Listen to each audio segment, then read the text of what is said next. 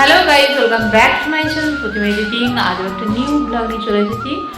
তো আজকের ব্লগটা একটা তোমাদের সাথে বেগুনি বানাবো, তো সেটা শেয়ার করবো। আর কিসের বেগুনি সেটা তোমাদেরকে দেখাই। এই যে এই পাতাটা চিনতে পারছো, দেখো এটা লাউয়ের পাতা, মানে লাউ পাতা। এই পাতাটা দিয়ে বেগুনি বানানো হবে। তো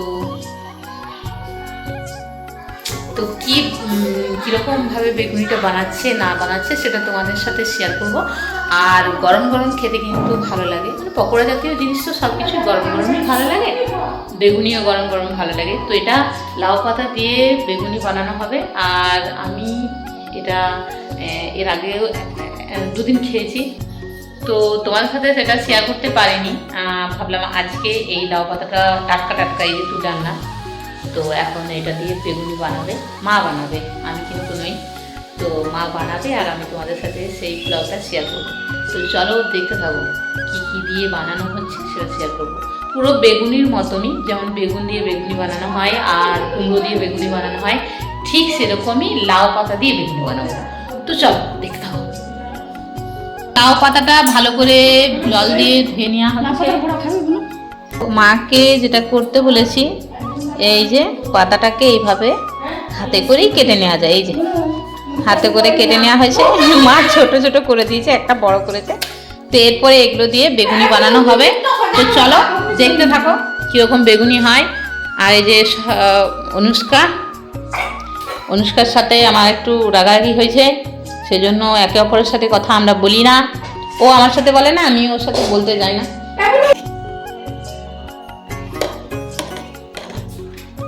বেসন নিয়ে না হলো দেখতেই পেলে।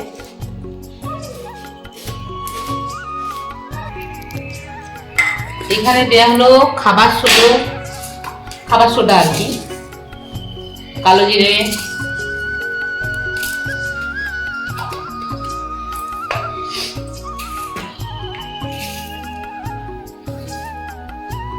মেথি পাতা,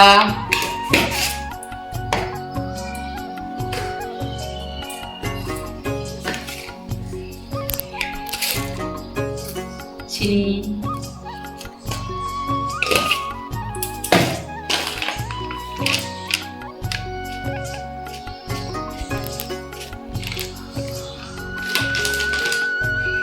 লঙ্কা গুঁড়ো,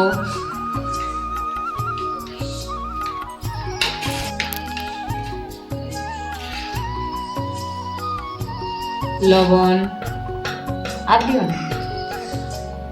না।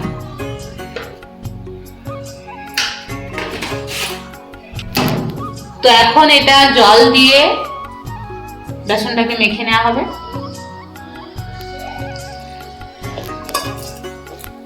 এই যে দেখো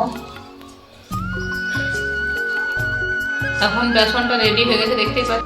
তো চলো এখন বেগুনিগুলো করে নেওয়া যাক। সুই দাও না।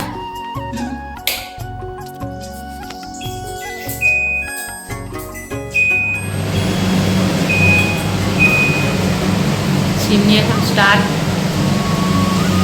একদিকে ভাত হচ্ছে, একদিকে আমি মুড়ি খাবো, তার জন্য বেগুনি হচ্ছে।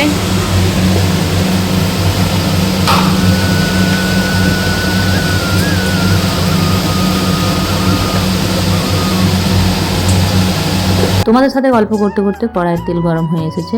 এরপর দেখো মা পাতাগুলোকে এইভাবে বেসনটা মাখিয়ে নিয়ে তারপরে পাতাগুলোকে তেলের মধ্যে ছাড়বে।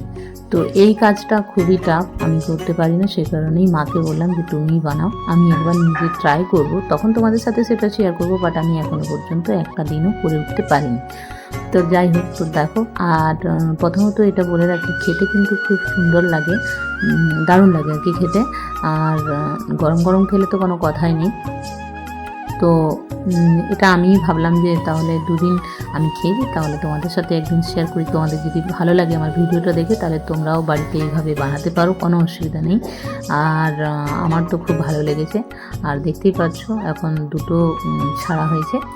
তো দেখো, আর বেগুনিগুলো ঠিক দেখতে বেগুনির মতনই, যেরকম কুমড়োর বেগুনি হয় বেগুনের বেগুনি হয়, ঠিক সেরকমই দেখতে।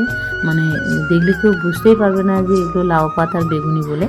তো দেখো, এই যে দেখতে পাচ্ছ,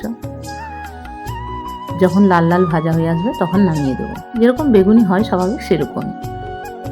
তো চলো, এই যে দেখো,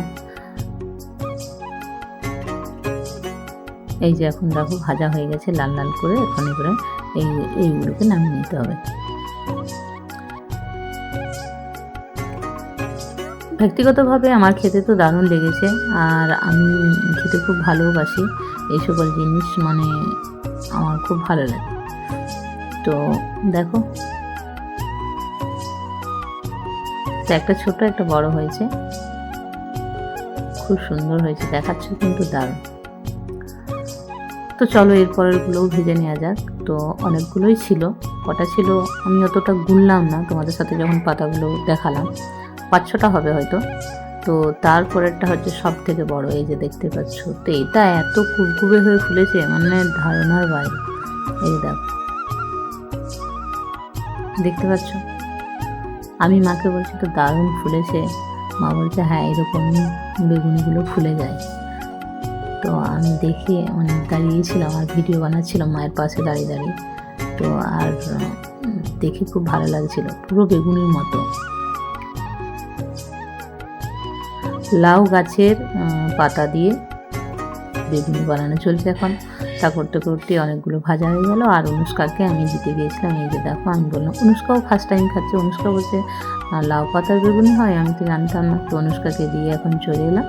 আর অন্যদিকে মা ভাজছে আর কি বেগুনিগুলো। এই যে দেখো এখনও আছে। এই যে এই বড়টা হচ্ছে সব থেকে বড়টা।